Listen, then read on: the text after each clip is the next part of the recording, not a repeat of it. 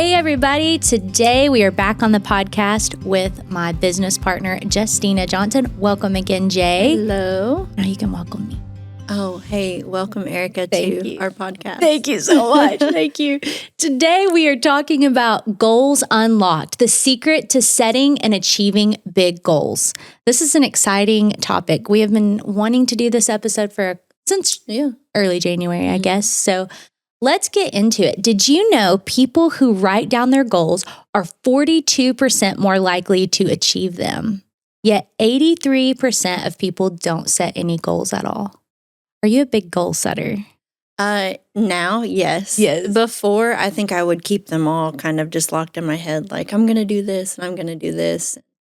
And then doing more leadership, college classes, things like that, then, learning how important it was. Like you've got to put it down, you've got to put it on paper. And then of course, it's biblical, without a vision, the people perish. And so then to write down your goals so everybody can see it, it was like, oh yeah, that makes sense. That's crazy. Yeah. Yeah, we have done this a whole lot in the last 5 years together. And so we're going to talk about that. We're going to try to unlock this for those watching who maybe don't set goals or haven't done that for their business or for their personal life as well. We do it personally, we share our goals, and then we do it in our business at the Heritage Group. So the secrets to setting and achieving big goals that can transform your life and career, whether you're an aspiring entrepreneur, a real estate agent, or someone looking to level up, this episode is going to be for you. We're going to talk a little bit personally about our goals. Justina, do you want to talk about maybe a goal that we set in business? I know we have several, and something you said since, I guess, 2000, when did we open?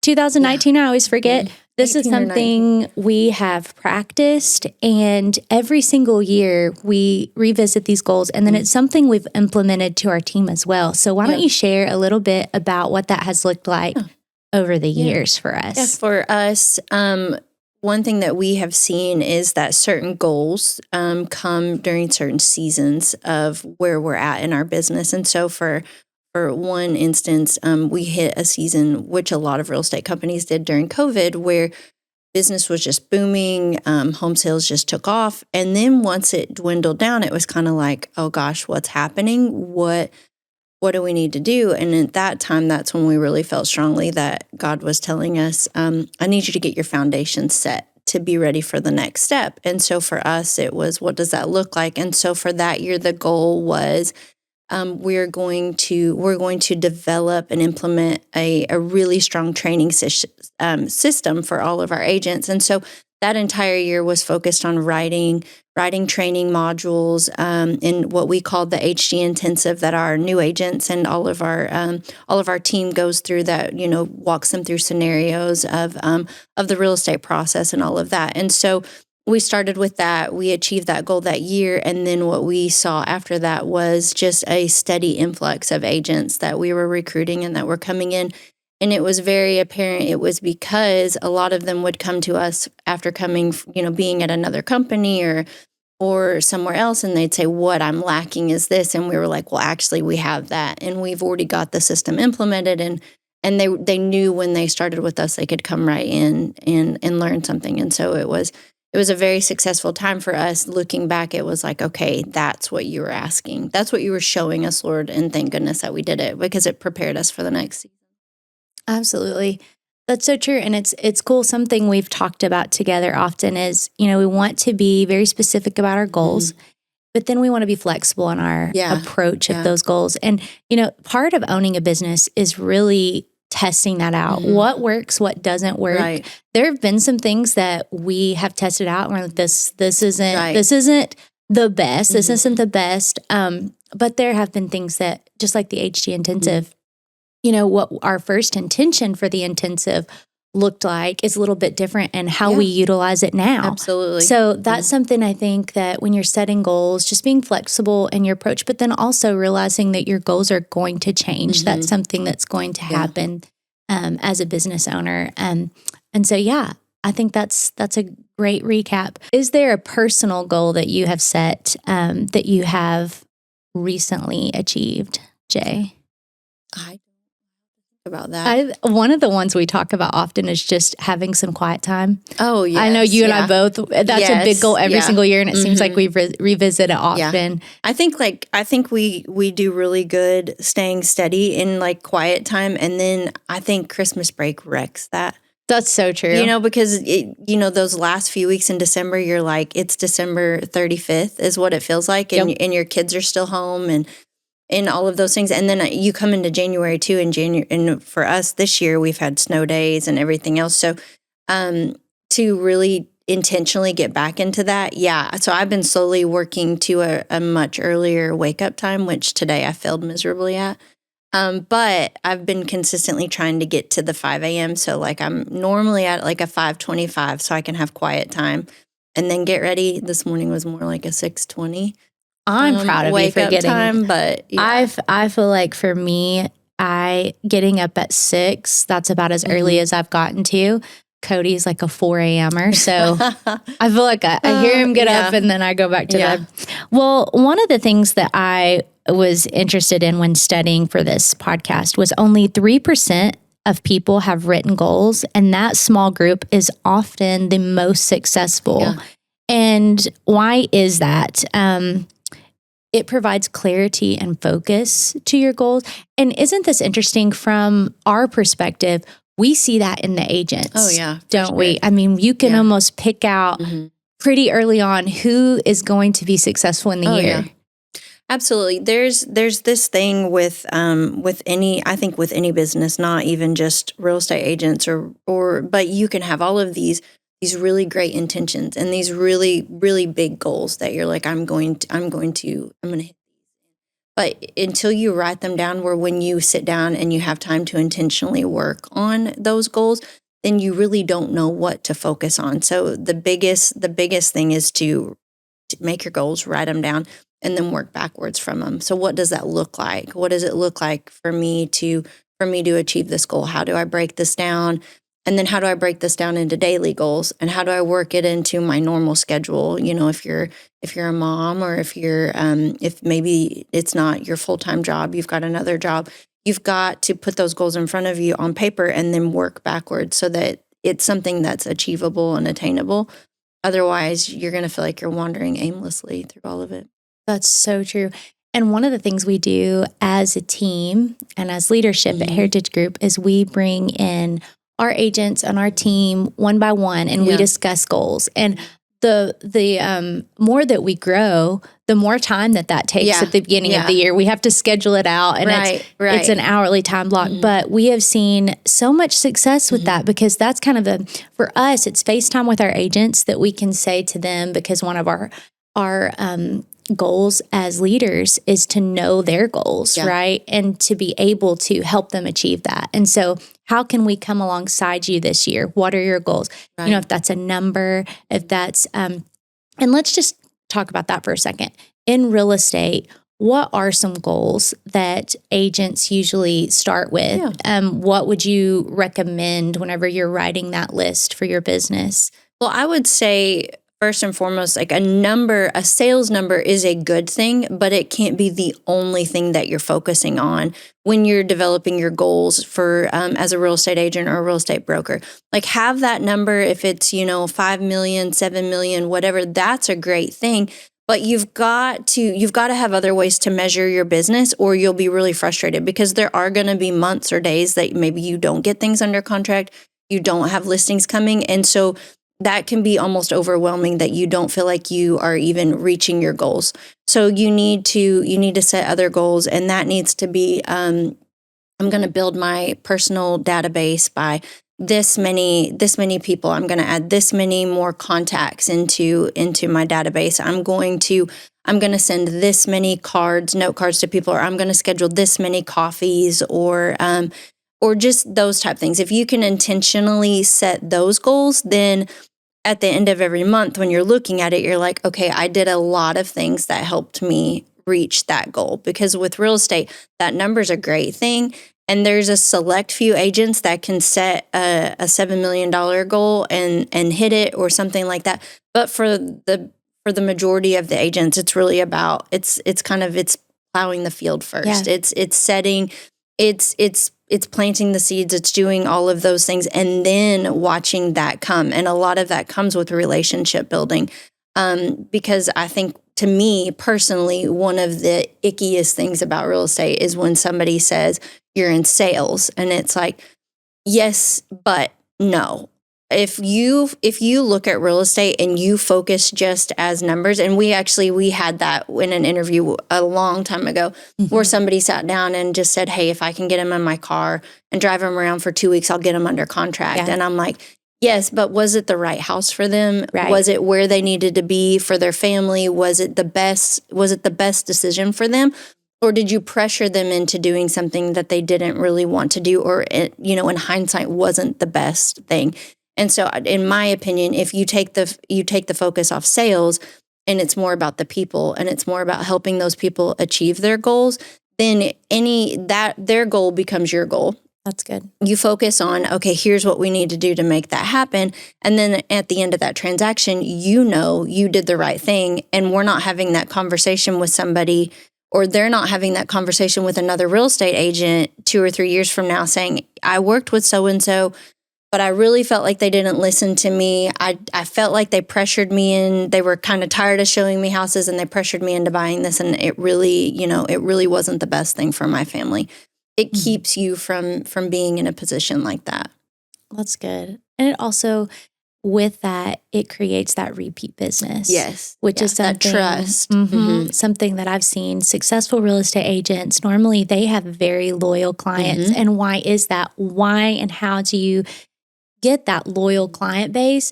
It's by building that trust. And it's not always what's best for you. Right. It's what's best for them, what's best for their family. I've actually seen you, Justina, sit down with clients before and let them know, hey, is this the best time for you to buy, or is this the best time for you to sell? Right. And I know, as your business partner, I'm going, I didn't know that was something that she would do. Yeah. But honestly, that is truly caring for people. Right. If you do that. It's being willing to say, I think I can find you better. That's right. I think I can put you in a better position. I think I can help you if you'll trust me. Yep. And saying, hey, is this the right time? Is this the right direction that we need to go?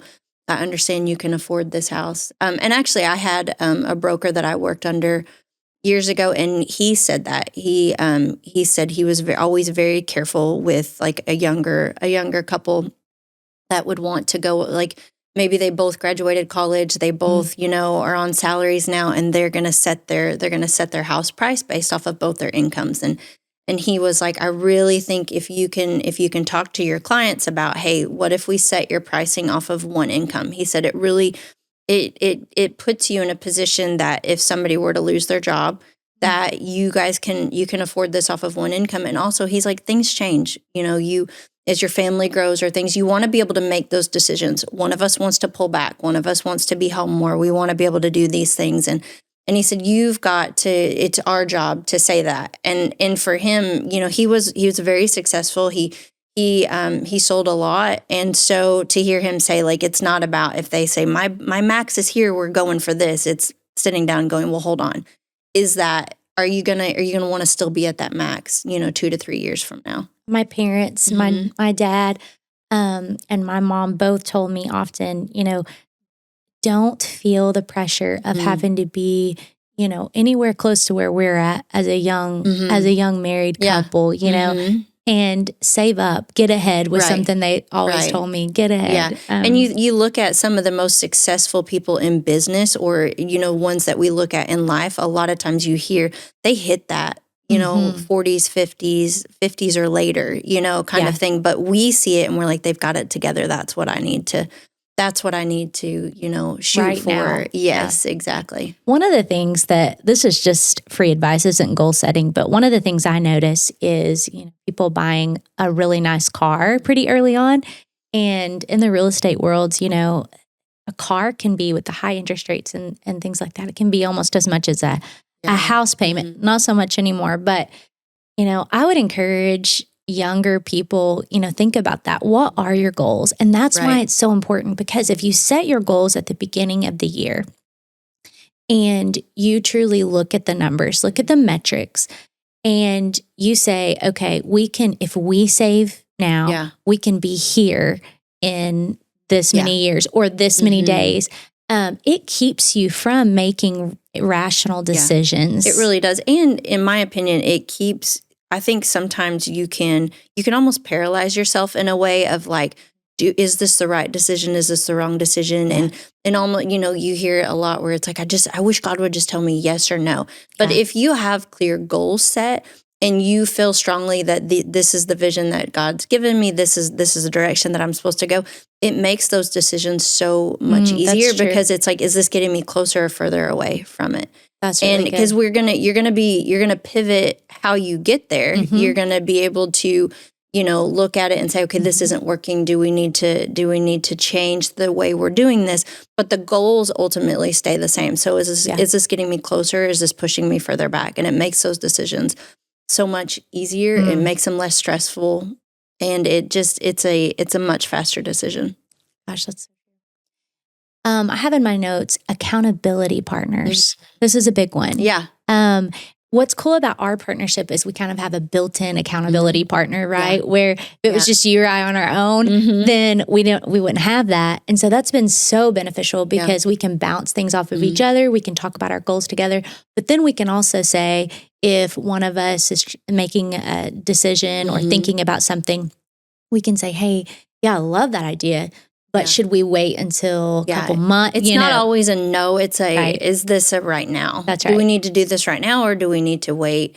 I also think it's one of those things where, and we said this yesterday, like when I'm discouraged, you're always my biggest cheerleader and the one who's willing to step in and fight for me so much faster and vice versa. Like I think when you're, and even for our agents, like a lot of times the start of the accountability meeting or the goal setting meeting is like, listen, I know I didn't do all the things I said I was going to do last year. And like, they want to start with that. And we're like, listen, that's not why we're here. Let's talk about what was really great. Let's talk about what didn't work. Let's talk about what you struggled with. What things can we help you put in place from that direction. And then at church Sunday, our pastor was talking about how having people that you call on in those times, and that walk with you through it, sometimes they're going to tell you things that you don't want to hear. And that's not so fun. So sometimes, but the biggest thing is you're sitting there and you're frustrated and they're like, hey, look here, turn your head just a little bit this way. And then you're like, oh, I see it. Yeah. That that's kind of thing. It's that outside perspective of like, you're right there. But if you would just make these little, tweaks and changes, and I think that's where we come in a lot with our real estate agents is you're putting so much pressure on yourself looking at these specific things and these specific goals. But let's take into consideration like where you're at right now in your walk of life, where your family is right now, where you are needed most. That's good. And then let's position your goals along, around that so that they're actually attainable. And then let's break it down in ways that you're like, okay, I was able to intentionally work on my business. Yeah. I was able to intentionally cross these things off. And at the end of the day and the end of the month, I'm like, okay, I am getting closer. Yes. And sometimes that means like, these are great goals, but I think you've got really big vision goals and we need to break these down into, some smaller, more achievable goals. Oh, that's so good. And I hadn't thought about that, but you're so right. There's been so many times that, perspective is everything. Yeah. And especially when you're goal setting. And one of the things I do, and this is just how my mind is a little bit weird, but I've probably said this in meetings that we've been talking about goals before, but I like to imagine myself, in front of a forest and I'm sitting, and sometimes when you're looking at that forest, and I can't remember the exact phrase, so I'm not even going to try. But I like to just kind of imagine myself floating above that and being able to see beyond the trees because, so many times when you're goal setting, all you can see is right in front of you. And it's so helpful to think of big picture things. Yeah. So as a business owner, that's something that we are forced to do because we have people who are relying on us for the foreseeable future. Yes. So we often talk about, okay, what is our goal for this year? What is our 5-year goal? Right. What is our 10-year goal? I have a husband and I wanted to say this is probably a normal thing. For me, I've always been someone who enjoys looking at goals. My husband does not enjoy goal setting. And one of the things he talks about is it's just a little overwhelming for him to think about that. And so in, our marriage, we've been accountability to each other. But just know if you are that way and you don't love setting goals, that's okay. But it is so beneficial to push yourself out of your comfort zone a little bit and maybe find someone who enjoys it and can sit down with you and be like, okay, I know, let's not think about the far out. Let's not think about farther out, but let's just talk about right now. What do you want to see right now? I think for a lot of people, I think goals, like setting goals is overwhelming because it's almost like it's like another way you missed the mark. Like you didn't get it. You've got this in front of you and you failed. And you failed at this and you failed at this and you failed at this. I think for me, and I have to do this a lot because we kind of go through seasons where, and especially even just throughout the year where like just kind of seasons of the market and seasons of our business and then family and all of that stuff where it's like, okay, I'm so off track of like, you hit those days where it's like today ran me. Yeah. In the last week has ran me and I have in no way run my business. It has ran me and I'm not sure what I'm doing or am I any closer to what I'm supposed to be doing? And so it can feel like you're just like, you got to get it together. Like you're missing the mark. You're not anywhere close. But for me, it has been super helpful. Like I'll go pull old notebooks, old, all of, my devotions, my notes from church and stuff. And I'll go back to those. And one of the best things I heard, I think it was 5 or 6 years ago, but it was a message and he said, the most important thing you can do is to go back to the last thing that he said to do. Yes. Go back to the last thing that you knew you were supposed to be doing and start there. Like almost like a reset. Like, okay, I know I'm supposed to be working on this. I know I'm supposed to be doing those things. And then the other goals will kind of the other steps will naturally fall in. But I think it is almost that overwhelming of like, there's another way you miss the mark. It's kind of like even just your morning wake up time. It really is, it can feel like you've missed 12 things before lunch. You know, you didn't get up in time. Yeah. You missed your quiet time. All of those things. But if you can refocus, like, it's just like, these are goals. I didn't get it this time, but what can I do? What does that look like? What do I need to change for tomorrow to make that happen?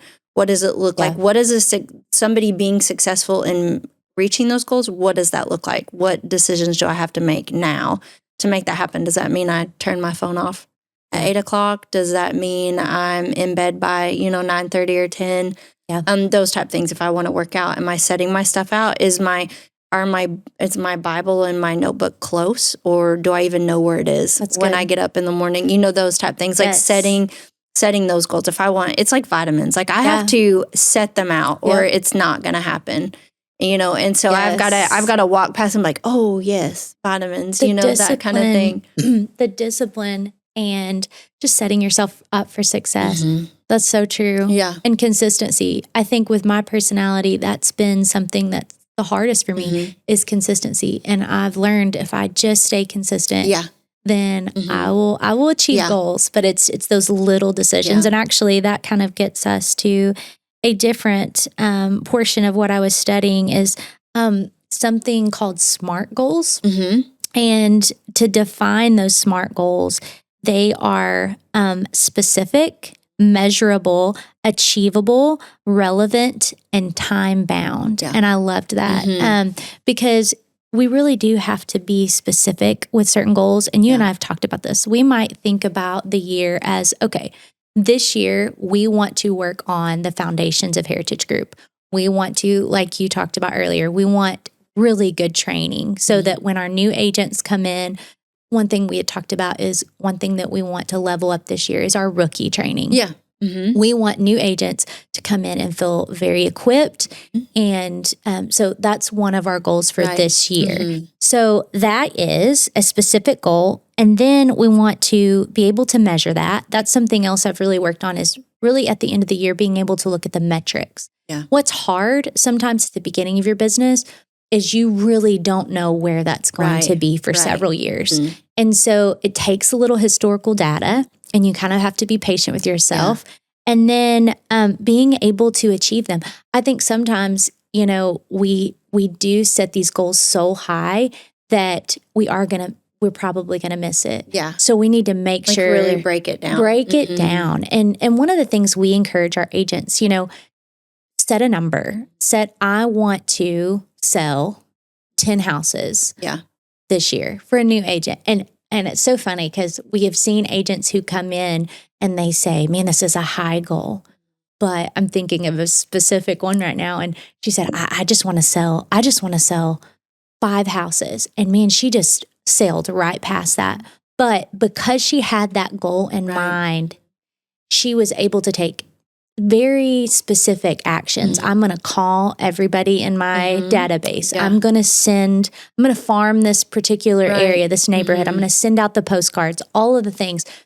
She had a goal in front of her. So many times, if a new agent walks in and they don't know where to start and you give them the tools, but they don't take those steps on their own, there's no way that you and I can push them to that without any kind of there used to be an old Southern gospel song called You've Got to Have a Want To. Shout out Uncle Terry. He used to sing that song.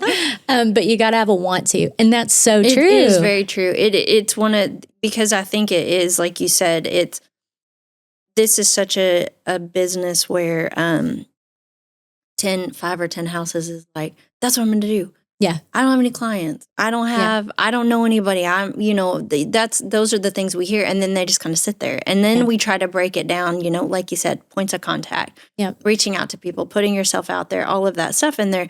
And then you get some that are like, got it. I can run with that. And then you get others that are just like, that's not really who I am. And it's like, I understand. I completely understand. It's, I'm not a cold call person. That's not me. But I can be very intentional with people. I can make it a point to talk to them, to remember something about them, to reach out to them, follow up with them. And one of the easiest things was just to take it a step further and be like, God, what do you want me to say to somebody today? And so that was, because one of the things they tell you is like, write handwritten notes, write note cards and stuff. And it's like, I think we've all had it where you're like, so-and-so wanted to come have coffee with me. And that was so sweet. And then you go meet with them and they're like, I want business from you. And you're like, yes. Oh, wait, and so for me, it was like, I don't want to do that to people. I want to be able to intentionally I just want to have a relationship with you. I just want to talk to you, and then let things build organically from there. And so for me, it was, okay, God, who can I encourage today? What can I say to somebody? And that to me took that almost pressure away. Yes, exactly. Where it was just like, oh, I can do that. I can make that happen. And I think that's the best thing with goal setting is if you can really write them down, look at it, and be like, what are achievable ways for me to do this? Where it's like, okay, if I need to reach out to people, then what's in me? What's something that I can do well? My kids are in school. Oh, I can bring things to the schools. I can go talk to the teachers. I can deliver snacks, that kind of stuff. I can be seen here. I can work this booth. I can do things like that. And it's like, if you can make those things achievable, then it's much more like, oh yeah, I can make that happen. And I can cross those things off my list. That's good. That's so good. Okay. So just some actionables for agents. What that looks like is host open houses. Get on social media. Make sure that you're engaging. For my goals, I set weekly goals of gaining followers. And the way that I think about that in marketing is that's just X amount of people who then see my clients' homes, our clients' homes, and content. And so just like you said, break it down, make sure that it's something that you can work on every single day, work towards, is very helpful. So break big goals into small wins. A goal without a plan is just a wish.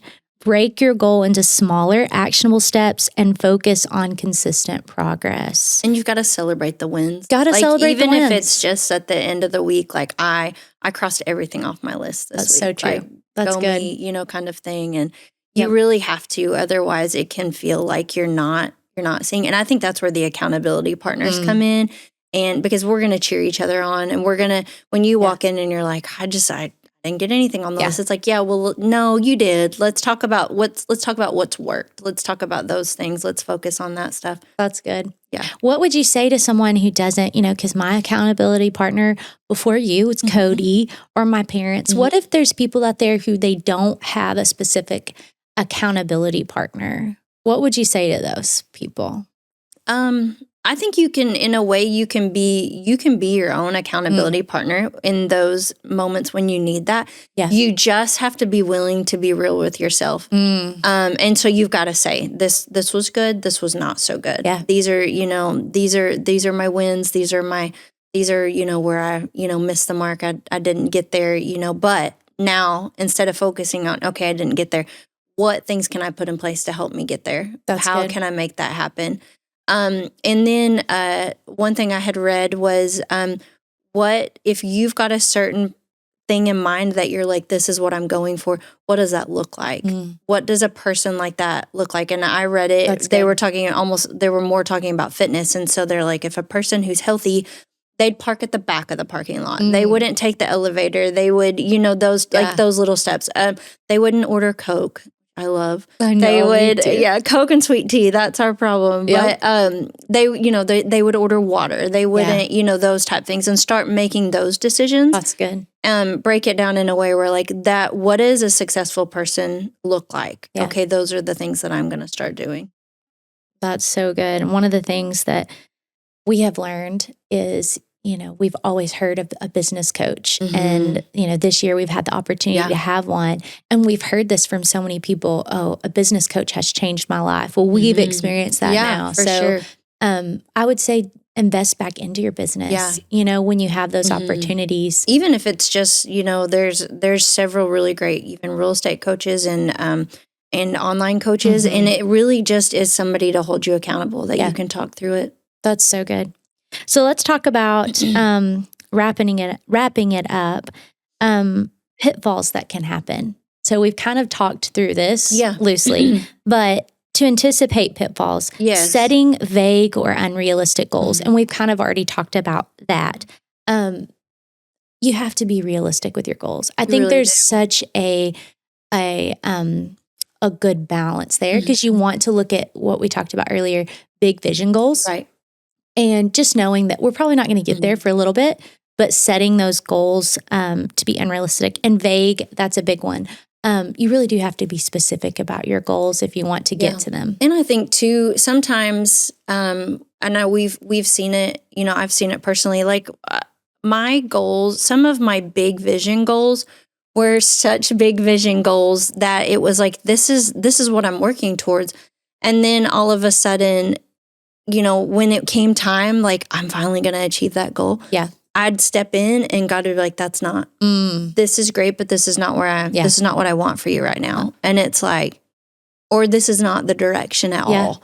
Like, yes, I wanted you to do these things. And so that can be overwhelming, and it can be frustrating at times. It's like, well, then what have I been doing this whole time? That's good. But if you can really trust and go, okay, I'm listening. Yeah. I'm going to walk in here.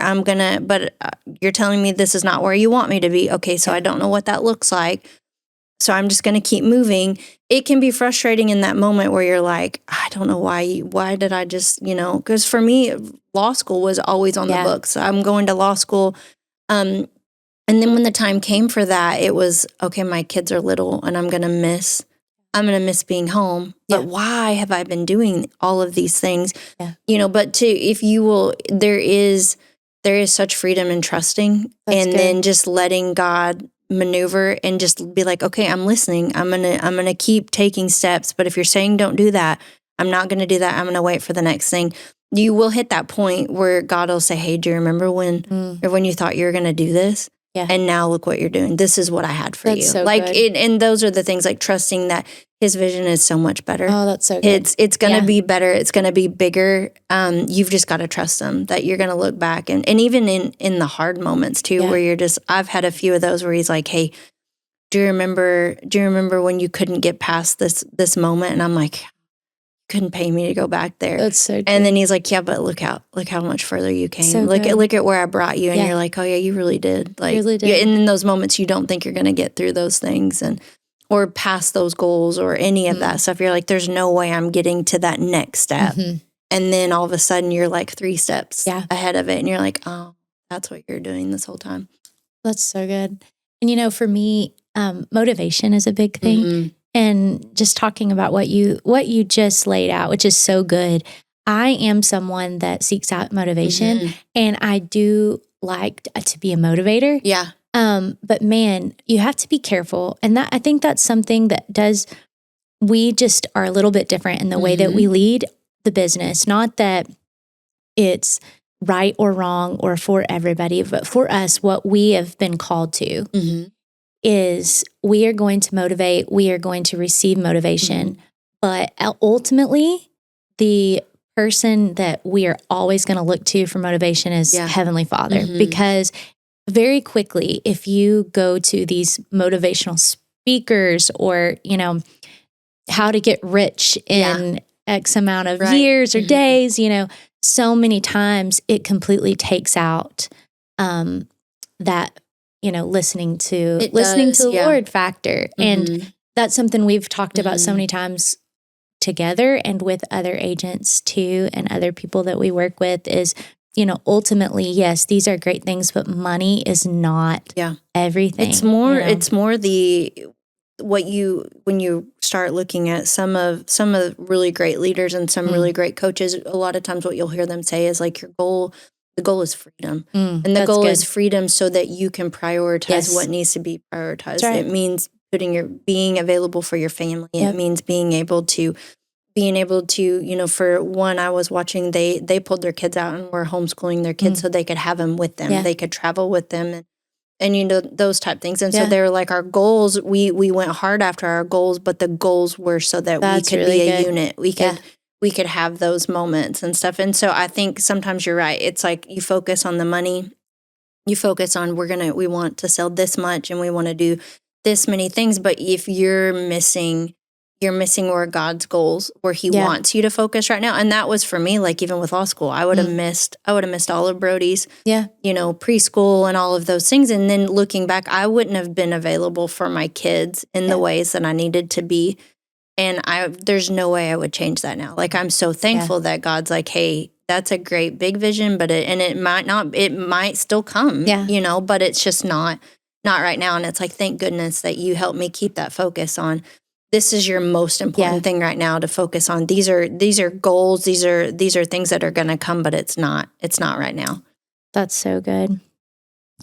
Pitfall 2, and we just kind of touched on this, losing motivation after the initial excitement. And the solution would be to celebrate your wins and revisit your why. And consistency is key. Like I have it written somewhere, if you don't quit, you win. Like it really is consistency. Yep. It's discipline. The greatest predictor of success is discipline, is just continually doing it, getting up, doing it, even if it's, moving forward, doing all of the things, even when you don't want to. One of the words we loved, I think it was like year 2 or 3, you brought in a book, and it was traction. And traction has been a word that we talk about often because, if you can gain traction every single day in some way, you know that you're moving forward. Right. Pitfall 3, trying to do it all alone. Leverage that accountability and seek mentorship. It's scary to tell your goals to somebody because, like we said, if you said them out loud. you said it out loud. One, there's that little bit of I want that goal. I don't necessarily want to give that. Somebody might be like, "That's a great goal." I'm gonna do that too. Yeah. But then there's also that scary of now somebody's watching. Yeah. If I hit it or if I don't hit it, and that's where I think it's you got to be careful who you share your things with. That's true. You've got to have somebody who's going to cheer you on, who's going to encourage you, but then say, "Hey, remember what your goal was. I think you're taking steps that get you further away from it." That's good. Willing to say those things. That's really, really good. Okay, well, I think we should challenge everyone. We challenge you to write down 3 goals. Yeah. For each goal, break it into one actionable step and then take those steps every single day to make that happen. A bonus would be if you found an accountability partner to share that goal or that list of goals with. Yeah. Let us know if you guys are going to take that challenge. We would love to help motivate, to pray for you, to cheer for you. Oh, yeah. Very excited about our goals for this year at Heritage Group. Thank you, Justina, for your wisdom. Thank you for being my biggest cheerleader and accountability partner. Oh, same. Always. Same. You won't find a better hype man than Erica Bankston. Thanks, guys.